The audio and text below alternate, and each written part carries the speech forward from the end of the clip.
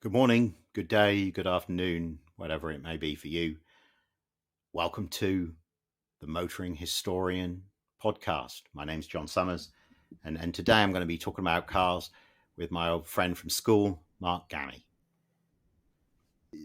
I guess with this episode, what was front and top of mind for me, and what even prompted me to want to do these podcasts in the first place, was I had that day with the Western Automotive Journalists, hashtag WAJ Media Days. I had that day with them down at a hotel in Half Moon Bay where they contacted manufacturers and laid on a bunch of cars to drive, and you go down there and drive them, and it's a pretty good test route. And I just thought that was something worth talking about and sharing. Yeah. So which stuff did you drive? Well, I sent you that list before, before we talked here about, and that wasn't everything I drove. I drove this Jeep Compass or something as well, but that just didn't stick in my mind. So I didn't want to talk about that particularly because there's nothing to say about it.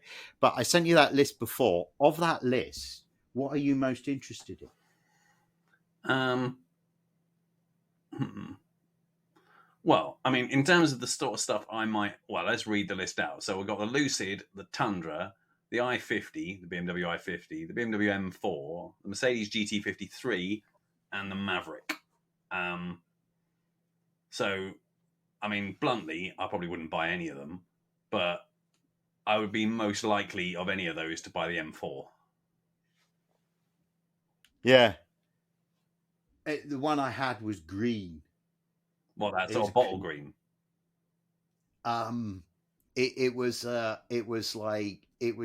shimmering, really bright green, and it was the one with the full on buck tooth grill affair, and a convertible, and I guess they're badging it as competition now. So it's like it was an M4 competition. That is different to a standard M4, though, isn't it? Because they did for the M2, there was the M4, the M2 competition, and then an M2 CS as well. Well, you're better informed than me then, because this was badged as competition, and I suppose when I first got in it had already been set in sports mode, and the journalist who was getting out of it showed me how I could toggle the different, the steering setting and the throttle setting independently, which was this really nice sort of slidey touch screen. And you would hope that it felt like a racing car in Sport Plus, and it really did. And it revs just in such a, the shifts are like a Le Mans car, that kind of really sharp cut off. And all around, it was okay. So the buck teeth, they are polarizing, aren't they? I mean, and I said, I don't mind them, to be honest, but as you said to me years ago, sort of Mercedes and BMW tend to do something and you go, I'm not happy about that. And then about 18 months later, you like it. Yeah. I mean, I guess a couple of things on the Mercedes kidneys. I mean, my understanding is it's done for the Chinese market. My wife's comment on it was that it probably didn't look too bad on an SUV, especially an SUV in a dark color. And if you think about what actually sells nowadays, the SUV in the dark color, that's actually a lot of what they sell. So in other words, there's not too many 4 Series that are being disfigured by that, by that big grille. There's an awful lot of X5s and X3s and all of that kind of thing that are, flying off the shelves, presumably as a result of it. I don't know. The BMW rep, I had dinner with the BMW rep the night, before the driving. And I put to him what my wife had said to me. And he said that really, the kidneys weren't big.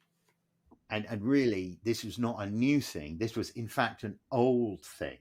Because if you go look at a picture, and I mean, by all means, do it now, of like a 1938 328, they have that very big kidney. The kidneys years ago were that big. So his comment was that it wasn't a new thing. It was an old thing. But I the fact is I mean, that technically, yeah, I suppose. I mean, but this green one, it actually wore them pretty well. And if you're driving a convertible BMW in that lurid green, you are not, you are a retiring wallflower. You are not. So you know what I mean. To me, it seemed, yeah, I'm not bothered by them. And overall, I like the car. Although, I drove it on the Pacific Coast Highway on a really sunny day, and I drove it on a piece of the Pacific Coast Highway that I know extremely well from riding motorcycles on. So an environment where you'd be surprised how much you can't test a car like the M4 on a piece of road like that, but you can get a great deal closer to it than a drive around your local roads might anticipate. That the test so the test route, this is worth saying actually, the test route was down PCH, and then you turned off PCH, and it was like a little winding road inland, and then which you might approximate to an English B road, and then it put you on to a road that you might approximate to be more like a B/C road, in that it was crowned and it had a couple of hairpin bends and it had gravel, and then it just a little bit on the edge of the road,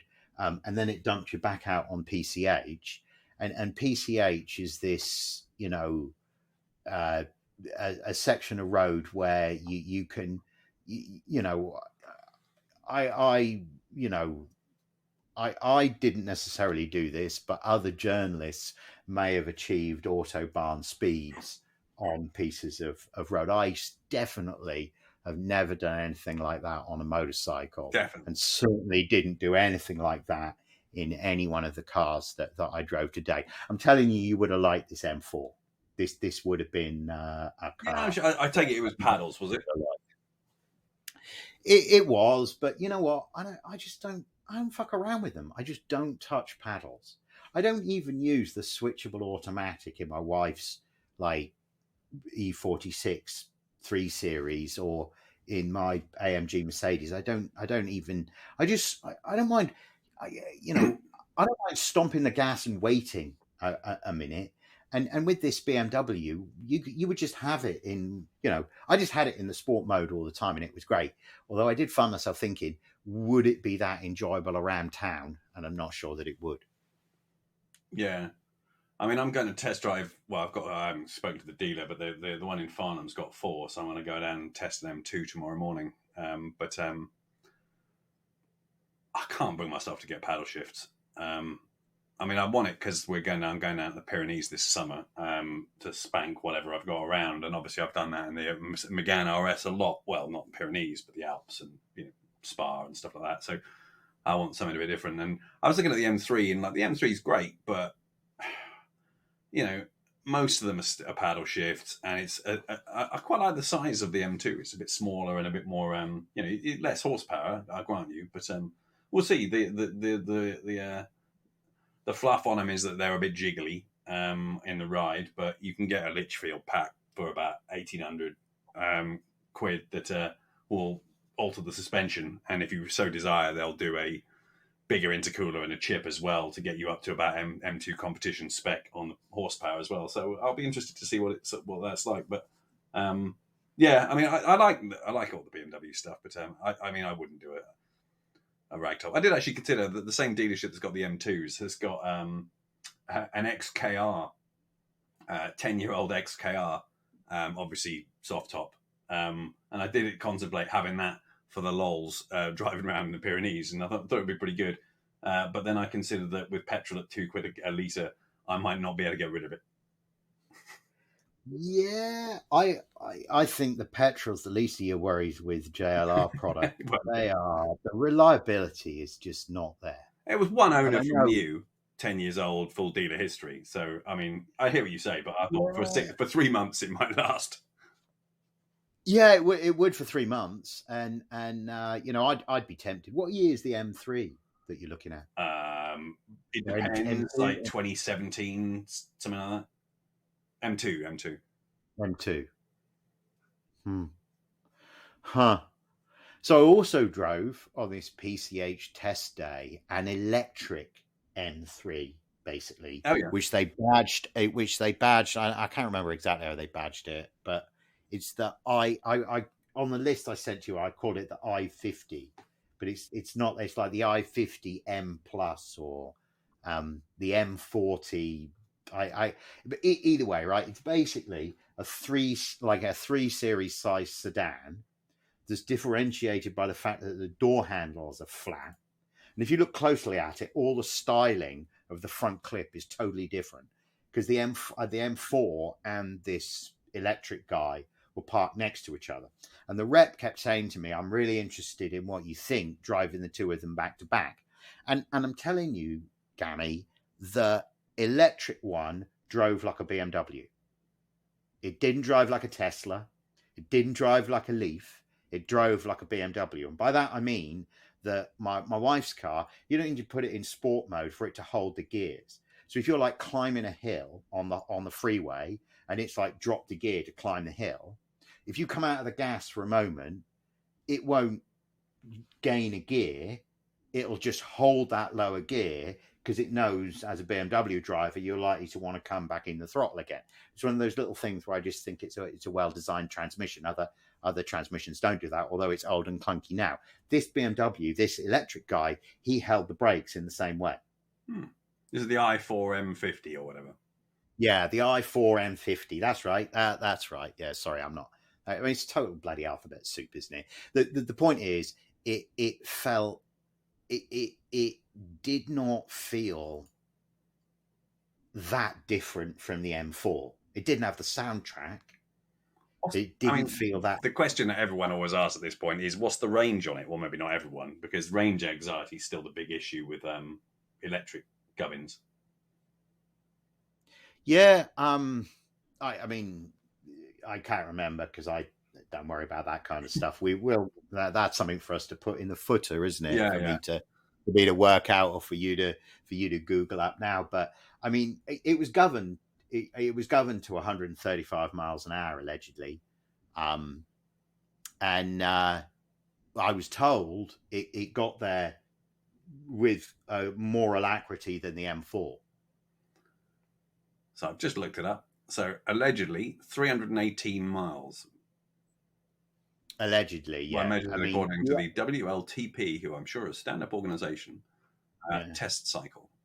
And there's no history of German cars ever fiddling with tests. With those, yeah. But look, even if you only get 300 out of it, that's still enough to alleviate most range anxiety. But, you know, here's an interesting thing with this electric stuff, right? I think one of the best reasons to buy a Tesla is, at the moment, is that you get to use the superchargers. I don't think there's, you know, I don't really like Teslas, so, you know, but I think imagine buying your Taycan and then arriving and having to wait in line behind all the other people who've got plug-in Nissans and so on and Priuses. You're in line, whereas when you arrive in the Tesla, you're in your own private line. It makes a difference. That makes it, except on the occasion when there's already somebody on the Tesla supercharger, and then it's like, you know, you have to like wait.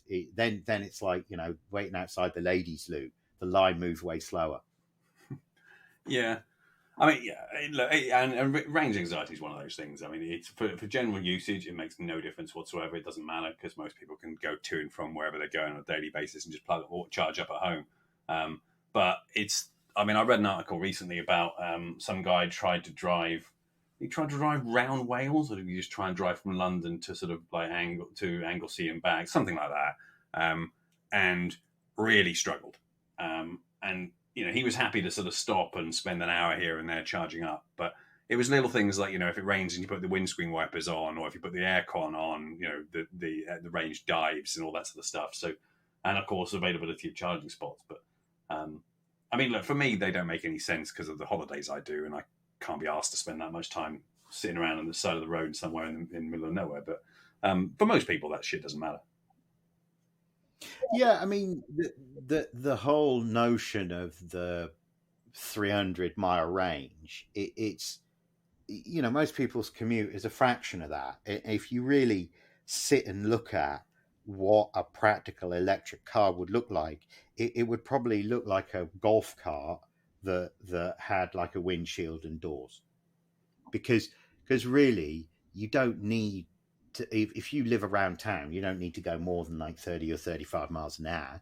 And if you live, I guess if you're suburban, I mean, it might be a bit more that you might need to, but my point is, right, even in a suburban run, the 50,000-mile 7-year-old Leaf that maybe only has a 50-mile range now, that's fine, because most people's commute is like 10 miles there and 10 miles back.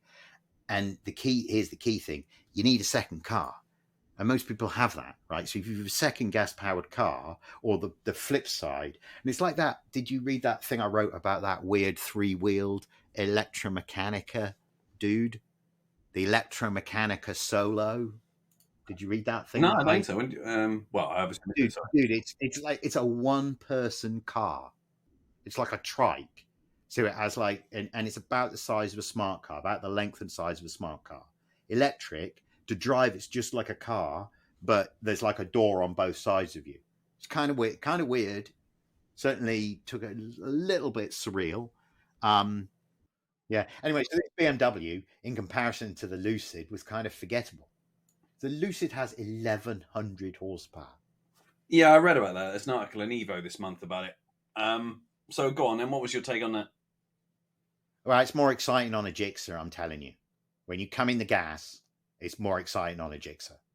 Yeah, well, I mean, motorbikes are more exciting, but yeah. But it's pretty fucking exciting for a car, I will say that. I guess, one thing that was really special about the experience was that the evening before, or the event was spread over 2 days, and there was a sort of evening meal. And the evening meal was at this weird kind of like Western ranch setup. It was like it's less like a Western ranch and more it feels like you've stumbled onto a film set, but of a Western, but so probably a Disney Western. If you did, that's the Western Automotive Journalists do a number of events there. I wish I could remember the name of the venue, but it's not important. Well, anyway, I got talking to the Lucid design team without realizing it was the Lucid design team. And I talked first to a middle-aged woman who, I don't remember. I don't actually remember her name, but she was obviously involved in the design. She introduced me to 2 younger people who were also involved in the design. And then subsequently, it turned out when she was presenting, she was the chief designer. But what I thought was fascinating about her was that she positioned herself as, and it was a design term I wasn't familiar with, CME or CMA. It was like colors, materials, and aesthetics or something like that. It was either way. The point is that the car was designed from the inside out, not the outside in, and it was designed with a thinking about, well, it was born with what she described as California luxury, which is, so it's got this giant moonroof. So the material, the glove box is made from recycled plastic bottles, right? Yeah. The whole thing, that furniture store that they have in California that my wife buys stuff from, Restoration Hardware. When you sit in it, it feels like Restoration Hardware. It is every bit as spacious as an S-Class inside, and it has that. I mean, I sat in that. I sat totally separate story. I sat in at the back of the Maybach, recently, and it felt every bit as spacious and as airy and as comfortable as that, either in the front or the back. So yeah, so the other people that she introduced me to was the guy that did the interior design, and then the girl that did the exterior design. The girl that did the exterior design was and these are people in their like mid-20s, and what the chief designer woman was saying to me was that you rarely get the chance to create a brand language, right? We were just talking about the BMW kidneys, weren't we? And we would say so when BMW designed that i4 M50 or whatever it's called, I was just saying, it's great because it drives the same way as my wife's old BMW. There were these not only visual design cues that BMW designers have to stick to, but there's whole ways that the vehicle has to be engineered to feel to fit the BMW design ethos. With Lucid, there was none of that. So I said to them, why didn't you do an SUV? And they were like, yeah, if you want to establish credibility, you need to do a luxury car. And they're very... Establish credibility with who? The buying public. In other words, if you want to do a Lexus, if you want to do a Genesis with, Hyundai's Genesis sub-brand, if you want people to take you seriously, you have to begin with a luxury car. In other words, you have to take on the Mercedes S-Class. And they're reluctant to do that comparison. But that's where you need to think about this car, which then brings you back to the fact that that's the ambiance, the giddy up from, Autobahn speeds to, or from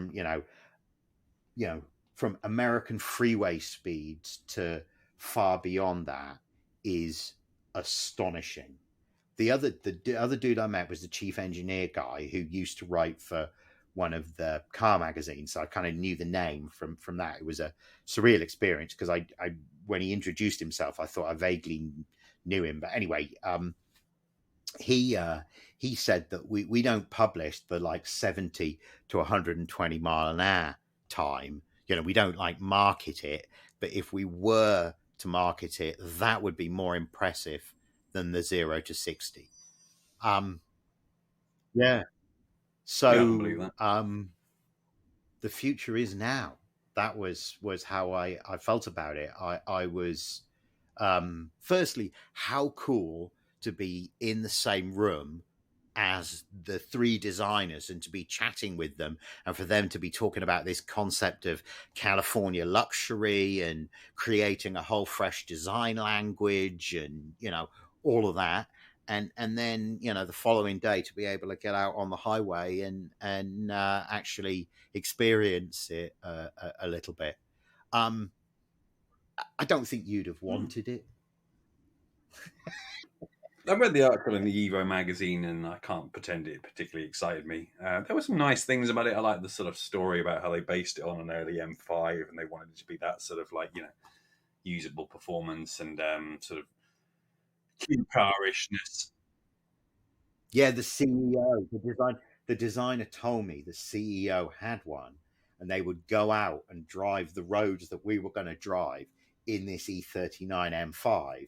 Every time they were trying to make a decision about how to engineer how the Lucid should feel, they'd be like, let's just take that E39 up in the hills. Yeah, and there's nothing wrong with that. I mean, yeah, it's a lot of money though. For something that I don't want to like shit on the design, but I don't find it particularly exciting. And I'm sure it's not trying to be particularly exciting. But, it's more exciting close up, because your first thought is fresh design, and all they did was that jelly mold. But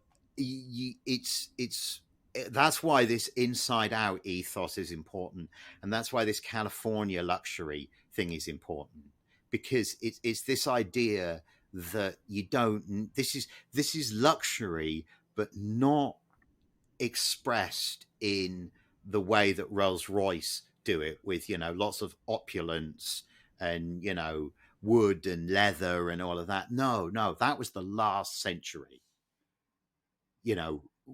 California luxury is understated. Yeah, I hear it. I mean, where are you using this performance though? You're not taking it on a track, are you? So unless you live in Germany, you can't go that. You can't really use it.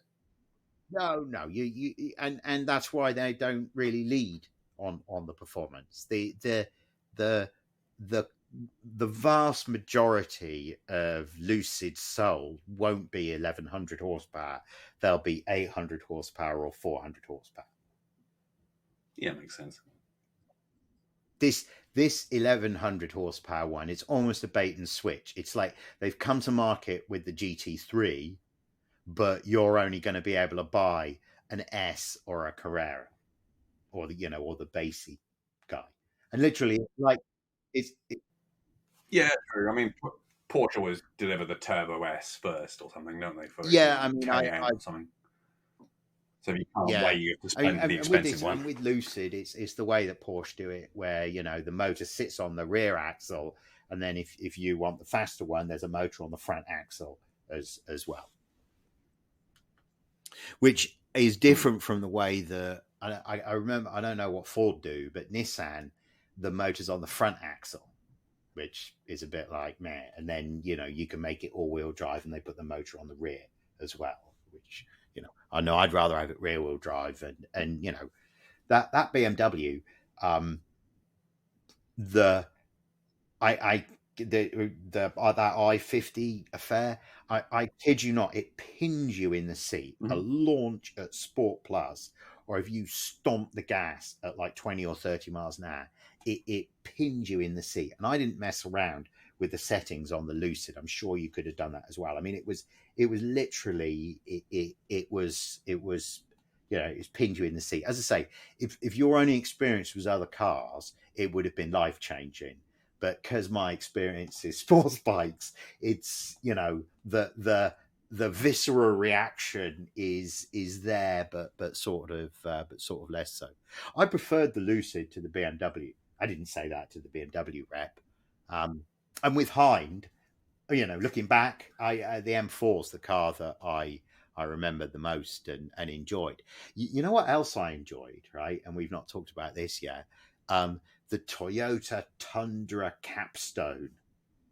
Now, Google this guy up, right? Because when you first look at him, you're just like, oh, he's a Toyota truck with a big grill.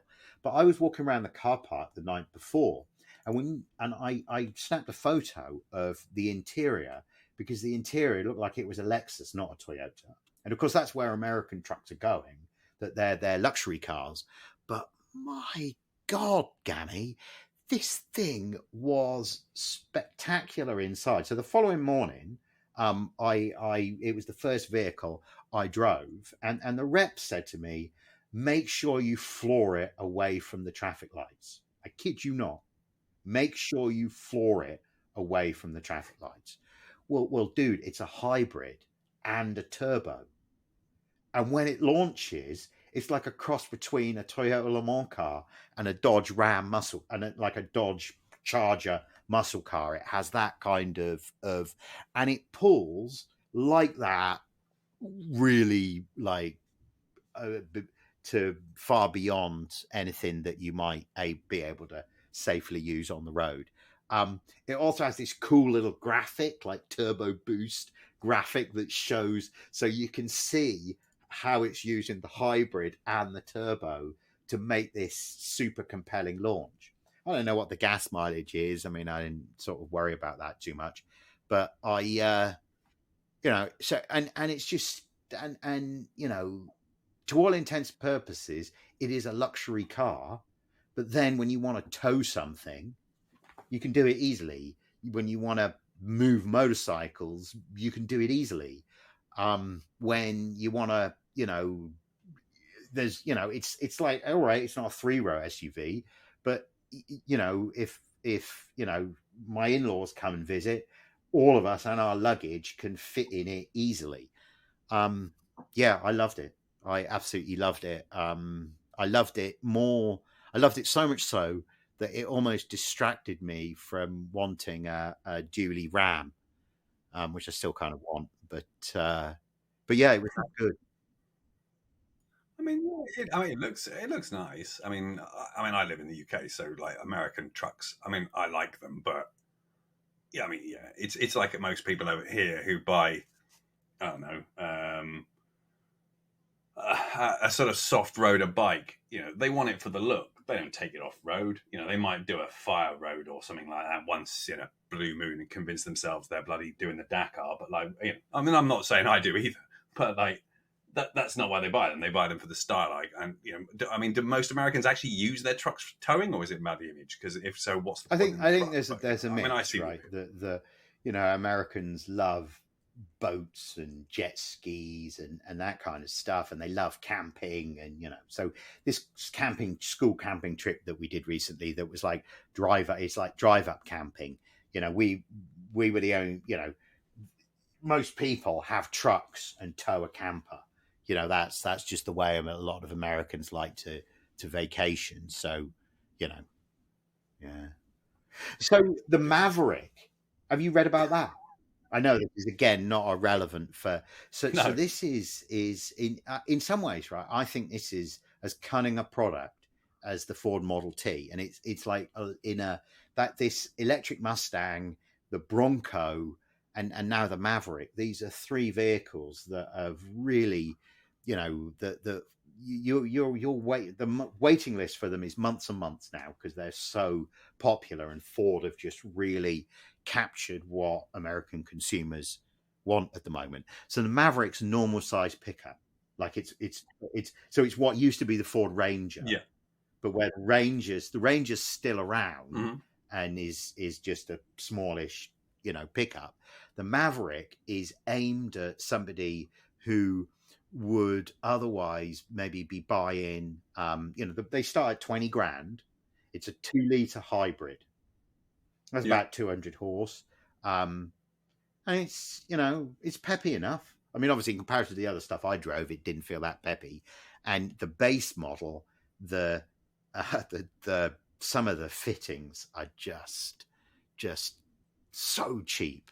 You're just like, guys, the door handle looked like it was the interior handrest for, you know, my parents' 1977 Mark I Ford Fiesta. That was literally what I thought of when I put my hand on the handle. And the test car that I drove at the weekend was color coded. It was a higher trim one. So there's two. There's one with like 200 horse, I think, that's a hybrid, and then there's another one that's gas only, that's a bigger turbo and 300 horse or something. But you know, I just thought, as an alternative to a Corolla or a Civic, as you know, I just get it as a great piece of product design. Yeah, so it's just quite an interesting thing. Yeah, I mean, I'm looking at pictures of it. Like, you know, if Douglas Bader is your kid and you want him to sit in the back all the time, no problem. But like, you know, there's not a lot of room in the back, is there? Oh no, that's like your extra cab rather than your yeah. This is not a family car. This is you know, room for people in the back seat in a push, or room for little kids. Oh, yeah. Yeah, I mean that's what they do. Sort of, they do the full crew cab, don't they? Which is like a proper back seat, and then they do extended cabs where there's like a little fold down seat. So do you remember Mark's Tundra? Remember when you picked you up in Vegas time? Mark's Tundra, it had a sort of little extra door that opened up. That's the size of cabin that Maverick is going for. The day that you picked me, he picked me and Alf up, and Alf was a bit surprised that he was standing on his guns in the footwell. yeah, shotguns in the footwell. Yeah. Well, that is the man in question. So, I see now CNET. I skim read a CNET road test of the new Nissan Z. And I'm chatting with Michael Shanks, that guy I worked with at Stanford. He is still doing some work for Nissan. I did that project with him a couple of years ago now, but he's still doing work for them. You're a long time, 2-time Z owner, long time 350 Z owner. What do you make of this new one?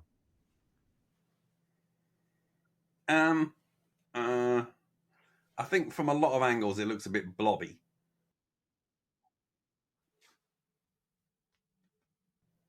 I don't think it's for sale over here.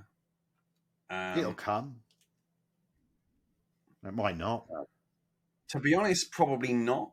I don't like it enough. It just it sort of feels like they're trying to do, I don't know, quite a lot with the design, sort of homage to all sorts of different things. It doesn't quite work for me. I just think the 350 is a better looking car. I just need to get that one fixed, to be honest. I mean, yeah, because I had the 350. I've got the 350 and will always have the 350. I had the 370 and then wrote that off. But hey ho. But I don't know. Yeah, I think Nissan have lost their way a lot lately. Well, the R35 is. I mean, I watched a commercial, and the R35 is still there as the halo car, and you're like, wow. Imagine if BMW was still using the E60 M6 as their halo car. Yeah, like that's how much times have changed. But I mean, I've the book about Carlos Ghosn, the chairman of Nissan, who like escaped Japan in a bloody box, like pretending to be some amplifier speakers. I've the book. I not read it, of course, but yeah, about the whole, like, detailing the whole like escape plot. But back to the car. I feel like it's it's. I wanted original ideas. That car's the halo car. I wanted original ideas, and you were like, it feels like it's elements of other cars. I feel like they're like trying to be, the 370 was too much of an evolution of the 350. They should have been more radical, but it was a facelift. It was it's a mass market Japanese product. They were always going to do what it took to sell, and we know how the 240 was diluted through 260 and 280 and then the 300. But the final Z31 300 ZXs, they were really something different. The old platform had life breathed into it. I feel like, I wish they'd done something a bit more radical. Is my thought. And well, if you compare it to the offerings from the competition, I mean, the Toyota is a dramatic design. You'd have a Supra before this? No, probably not. But I wouldn't have either, to be honest. I quite like the Supra, but it doesn't. I mean, I haven't driven one. I'd be interested to drive what's one. the alternative? The alternative's like a second-hand Boxster, isn't it? Like a nearly new Boxster. Or what else is there? Here, they're always pitched against, in the States, they're always pitched against Camaros and Mustangs.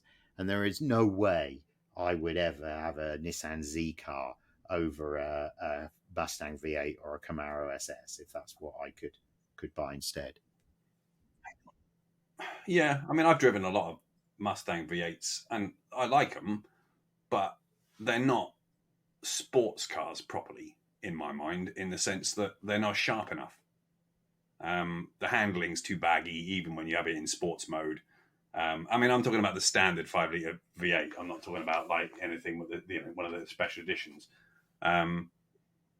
And they always feel they just sort of feel a bit wobbly. They're plenty punch, plenty of straight line go. Yeah. Yours have been rental cars, though, haven't they? Rather than, if you were prepping it yourself, you could order a track pack for them, and I don't know though. See, those track pack things, I always feel, and this test day confirmed it. I'm not a Sport Plus guy. I like sport. I like it to feel, and I like the throttle response to be Sport Plus, But everything else, the handling, I don't need to be Sport Plus. I don't need to feel like the wheel's going to fall off every pothole. Oh, agreed. I think for American driving, it doesn't make sense, and it doesn't make sense to have like a manual over there either. There's too many cars trying to take things away from you in terms of interactions with the car and the enjoyment of driving, and you have to struggle to find ones that let you do that these days. Hence fooling around in M2s and not wanting the paddle shift versions and stuff. But yeah, I mean, it's in America, I would definitely have an auto, and having a GT3 Mustang or something like that, or whatever the version of it is, I can't remember, the GT350 rather, or something like that would be great. Yeah, it's the 500 now. The 350 was always more the track car. The 500 is the drag car. The one they've done at the moment. So the 350 that they were doing was a stick, and it had that flat plane Voodoo V8 that revved to like $9,000. Yeah, that's the one I wanted. That's the one the one they do at the moment has more horsepower. It has like 800 horsepower. But they do the Mach 1 as well, don't they? They do the Mach 1, which is, or even if you just got a GT with the track pack on it, or even if you didn't get the track pack, you could just do aftermarket stuff. You could get it to a stage where it was, how you wanted it to be. I guess that's, I mean, I'm sure there's an aftermarket for Nissans as well, isn't there? I don't know. In America, I love Mustangs and Camaros. Yeah. I mean, the little things on that Z car, like those rear lights, no, it don't work for me. I mean, I know where they're coming from with it, but it just doesn't work. So you're looking at this M2. Are you now off Hyundai N's? I mean, look, it depends how much I want to spend, doesn't it? Really, if I trade the RS Megane in, then it's just a case of how much do you want the personal loan to be to cover the gap. And you can make a huge argument why I don't need anything more than the i30N. Matt loves his. You can drive it harder more of the time because you're not in danger of losing your license every time you put your foot down. But I'd like to get back. I mean, the Z is a work in progress, sitting in the garage with its 170 clicks, and it's got a reasonable amount of stuff I need to do with it. I bought the trolley jack and the axle stands and all the bits and bobs that I need to start getting that stuff going again. But I would like a rear-wheel drive car, and if I'm going to go out and blast around the Pyrenees, which I am, that's all booked now, then I'm driving it there, I'm driving it back. I want a relatively small car. Most of the time, it's just me and Angie in the car. I don't need much from the rear seats, and I can fit like the nephews and nieces in the rear seats if I want to. 360 or 370 brake or whatever it is seems perfectly adequate. And it's new enough that it's still got some warranty left on it. I'm looking at one with about 20k on it, so it's been, if I can get a one owner one, pretty well run in, So it's difficult to find anything else in that sort of bracket that offers you 300 plus with a stick and a rear wheel drive outside of BMW, really. Because yes, you can look at something from Porsche, but it's more expensive, it's older, and it's slower. And yes, it's probably slightly better built and maybe a little bit dynamically sharper at the edges, but how often am I at the edges? So not that often. So it's, and look, I mean, I did 2 track days at Spa and Brands and a bunch of other places with the Renault. I've done I really enjoyed that car. But it's long in the tooth now, really. I just don't like the idea of it as a long-term ownership proposition in terms of, feeling that the things will go wrong in it. Just there's a little feel about that. I think the BMW is probably a decent bet. Yeah, for me, because there's that great independent BMW specialist in San Francisco, Phaedrus, and because we've worked with them for ages, at that point, I'm more comfortable thinking about, a 2013 M5 than I am thinking about, Panamera Turbo or E63. I have that independent Mercedes guy, but he's like one standalone guy, whereas Phaedrus is an infrastructure there. And I feel like if you're going to do, for me, that's a reason to stick with BMW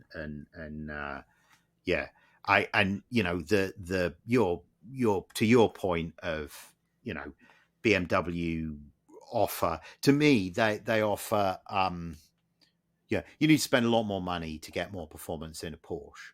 Yeah. For a given bang for the buck, the BMW is going to be nearly as good, as you say, nearly as good a drive as the Porsche, and offer you a good deal more power. And for me, ease of maintenance as well. Of course, there are independent Porsche specialists. I've just not tried them, and that will be a whole new adventure to try and get the right mechanic. And of course, the argument might be, well, why don't you just buy a newer car? But I'm like, I always try and use as much of my budget as I can to buy old horsepower rather than buy new reliability. Yeah. Well, I mean, we're driving to Avignon, staying there for a couple of days, and then pouring across the bottom of France into the Pyrenees, and then back up the left-hand side. And even though the place we're staying in Avignon is like, oh, be careful at narrow streets, be careful of having a big car. So the M2 kind of fits the bill in a lot of ways. That said, I was feeling a little bit more comfortable speeding in France in a French car. So, I am losing. Yeah. No, I always feel that. That's when I was not that I had a speed, just to be categoric though. But in theory, yeah. If one's going to be pulled over, always better to be pulled over in domestic product. That's agreed. Yeah. So on the subject of things BMW, I'm sitting here looking at John Garcia's BMW 1150R, which is final evolution of that classic BMW motorcycle design where the motor is like horizontal. So this is like the final iteration of it in the sporty mode. So it's like naked, but it's and the R is sporty, and it's like a 16 valve. It's a 4 valve head rather than a 2 valve air head. So he was very enthusiastic for me to try it. I don't like it. Why don't you like it? I'm sorry? Why don't you like it? Well, Ollie keeps repeating this, and now I've soiled the whole bike with it. But the exhaust note is like a wet fart, and I just can't get that out of my mind. Not endearing, no. It's because I just recently had that Ducati off, John, and all I've done, I've not been out on the freeway. I don't think I've been out of third gear in it, but I've just been out and ridden it around the neighborhood, and it is just such a lovely bike to ride. I totally get the V-twin thing now.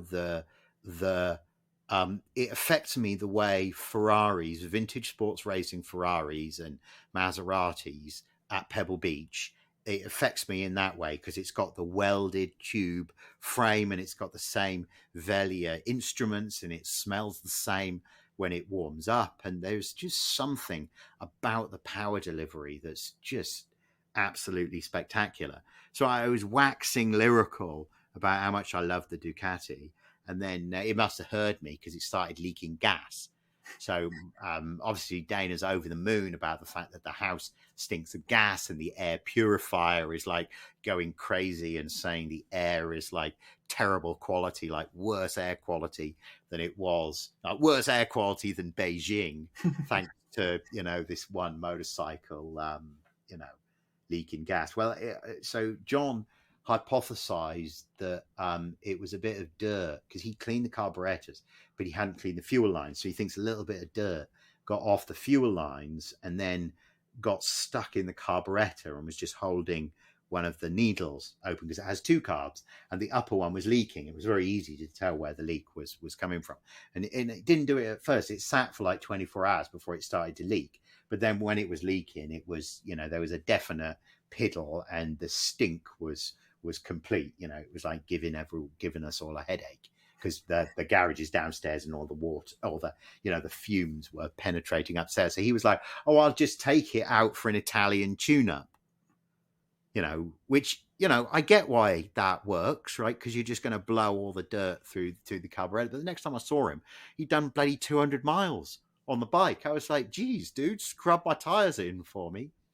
But yeah, so he left the BMW, and that's why I had the BMW. So I took it out and I rode across the bridge in the sun the other morning. And as I say, it's very comfy and it starts nicely, and of course it's super smooth. But dude, that's not why I ride motorcycles. It's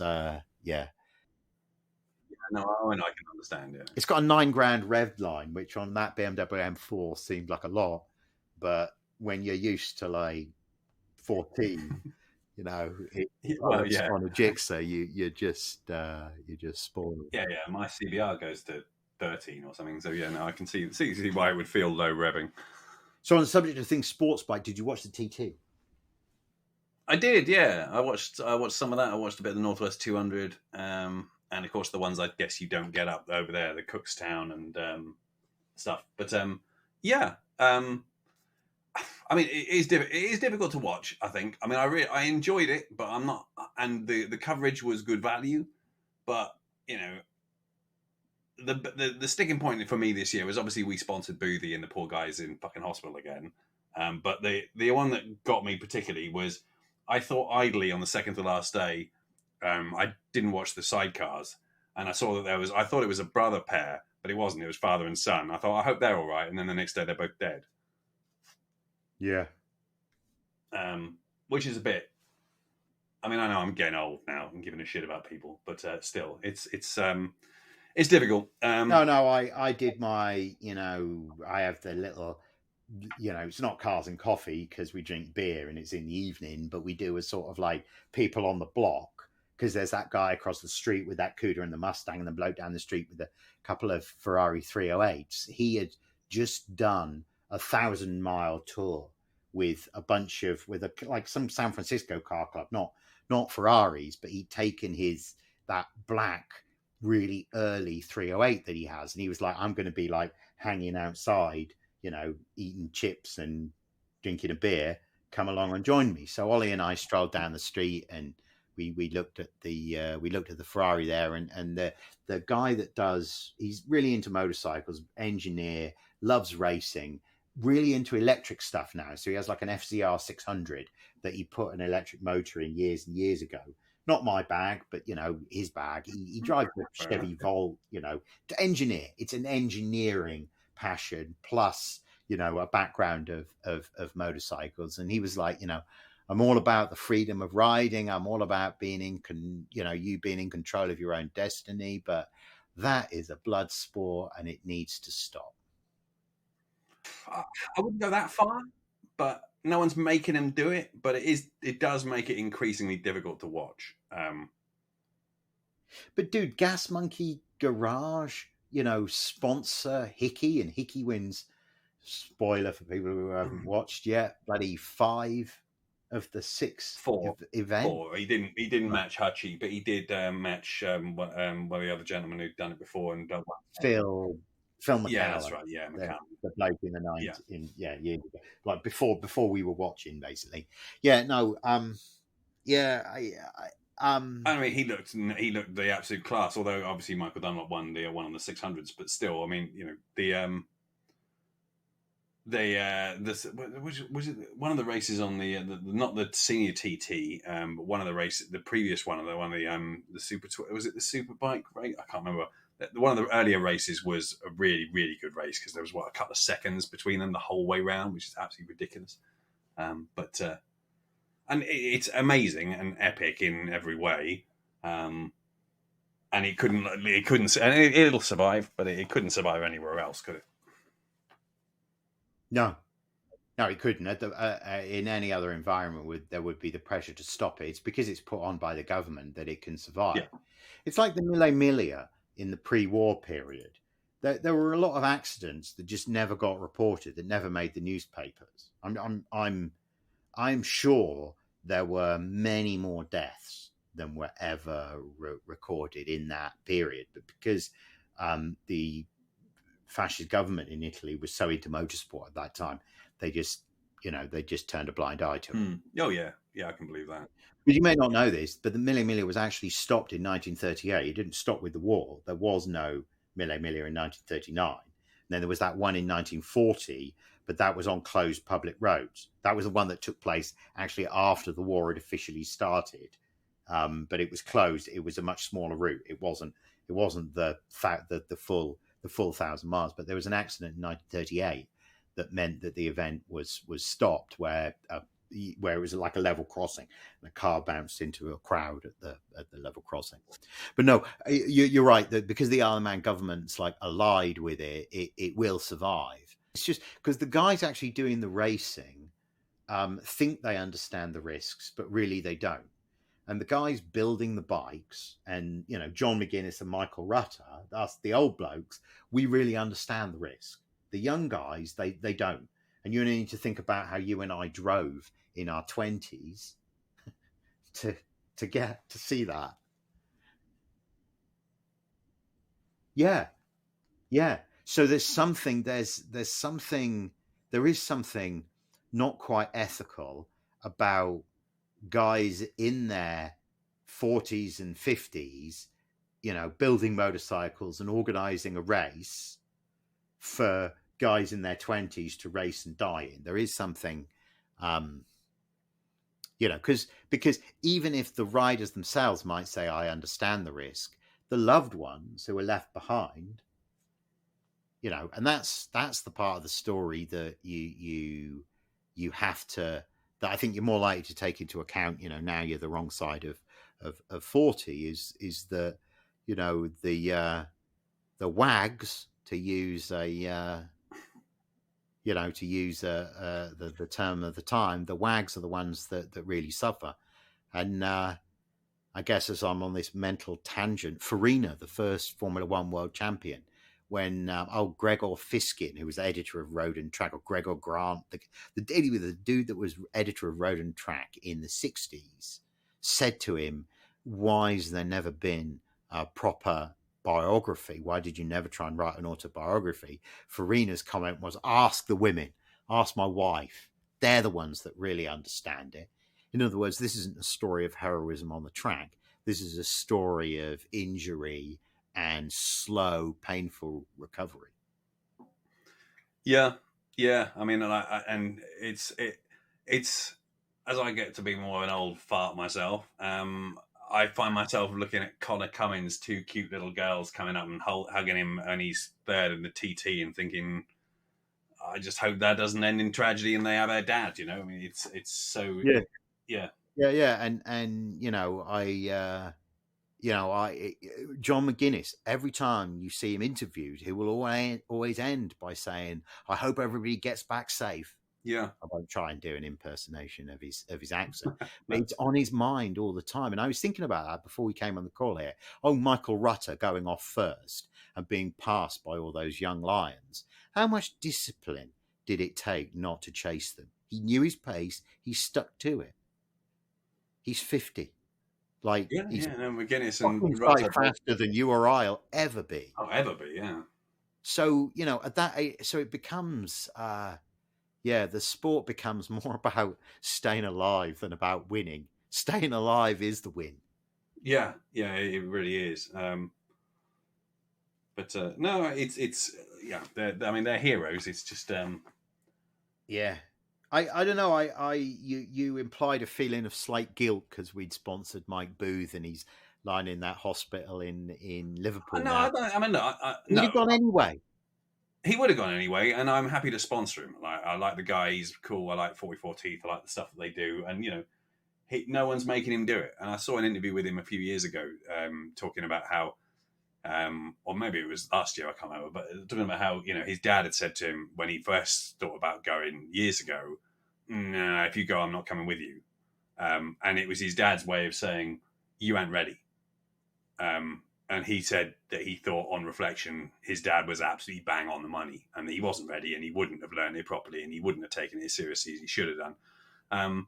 But this is the lottery of the event. You can do all that and be, again, a rider way out of my echelons or will ever be, and still have a bit of misfortune or one little mistake, and multiple operations on your legs later, and his misses is in bits, I'm sure, but I hope he's all right. But I mean, it's difficult not to sort of support people to go for their dreams. I mean, I just don't know where I stand on it now. Do you remember when we were at the Nürburgring and we'd done a couple of laps, and you moved out of that phase where you were like, right, the sighting laps were done, and you were now thinking, right, I can get down to business, get down to trying to find the places where I might be faster. And at that point, where you're out of that, I'm just sighting, I'm just getting a feel, I'm just learning the lines. If you're out of that mode and you're in I'm trimming the lines, I'm trying to hold the throttle flat for a little bit longer, I'm trying to brake a little later. At that point, you are putting it's like, I don't know who said this about motor racing, but it's a true story. It's like leaning out of seeing who can lean farthest out of a high window. You know, it's going to end with somebody falling, probably you, potentially you. Yeah. And I won't profess to have tried, if you like, any sort of percentage really at the Nürburgring at all, just because the place terrifies me. I like the idea of it, and I enjoy driving around. It's great fun. Yeah, especially with the Nürburgring, which other track days don't really have, is that you've got a sort of touring carousel of random accidents driving around with you, if you know what I mean. There's all sorts of people who are more than happy to sort of have an accident with you where you didn't do anything, you just came upon someone at the wrong point, or someone made a mistake, or someone was inexperienced and trying to drive to their car. Well, I mean, when we went for my stag do, that guy Porsche came off on the truck, and chatting to his mate who was standing at the side of the road, said that they'd been followed. His explanation had been some guy had come past him in a 911 S, and he'd had a GT3, and he said, "Well, I've got a faster car," and followed the guy. And obviously, he didn't know the track as well and wasn't perhaps as good a driver. And then his car's the one on the truck, with the front left all smashed in. So even with the best of intentions, but that said, I did try a bit at Spa, but again, everyone's going one way. It's a more select group, I guess. Less people on the track. There's less sort of tourist farting kind of folks who've just turned up in a, whatever they happen to have driven home from work. So, it's... Yeah, Volkswagen camper van, yeah. You were fast at Spa. I made a conscious decision to not try and stay with you because I had that same feeling, like, I rented a Megane RS. So I had that same feeling that I'm in the same car, so I should be able to keep up with you. With hindsight, I hadn't worked out wasn't there some power mode where you could make more power? There's a button on the bottom right, you can press. Yeah, I didn't know about that. So my excuse for why I fell off the back of you was that I wasn't was that I didn't find the power switch, but. My favourite bit of that was when we let everyone out of the pits, and I, for a joke, started weaving from side to side behind the pit car to inverted quotes, warm up the tyres.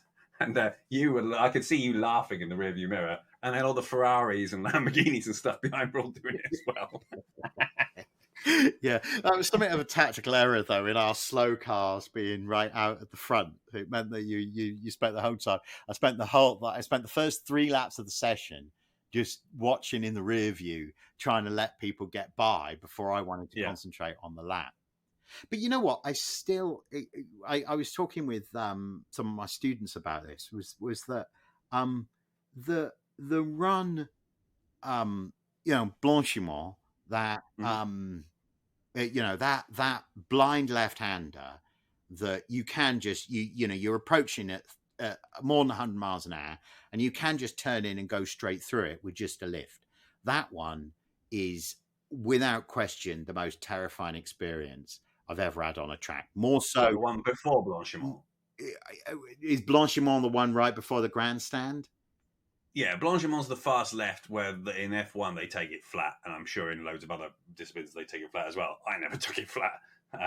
But that's the one, then you come down from there put to the chicane onto the start. Yeah, Blanchiment. The one before Blanchiment is a sort of, I don't think it even gets named, but that one you can go through flat. And as you say, I was approaching, I think, my last lap at about 100 or 110, 115 miles an hour. So, I mean, I'm not setting any world of light on it, but it is still shit scary turning in at that sort of speed because you just don't do it. I mean, when do you do it? I mean, Well, that's what they were saying in the practice for the TT, is that they were just getting used to the fact that on short circuits, you might exceed 150 miles an hour numerous times on the track, but you're not there all the time, and you're not trying to steer the bike through curves at north of 170 or 180 miles an hour. So the whole business of, there's a whole like maneuvering thing that has to, there's a whole like adjustment that they have to go through to get used to that. And that's basically what practice is. Yeah. I mean, and it's leaning the bike at that sort of speed. I mean, I've never done it at those sort of speeds. I mean, did the Ron Haslam track day at Donington a few years ago, well, a lot of years ago now. And that was great fun. But even there,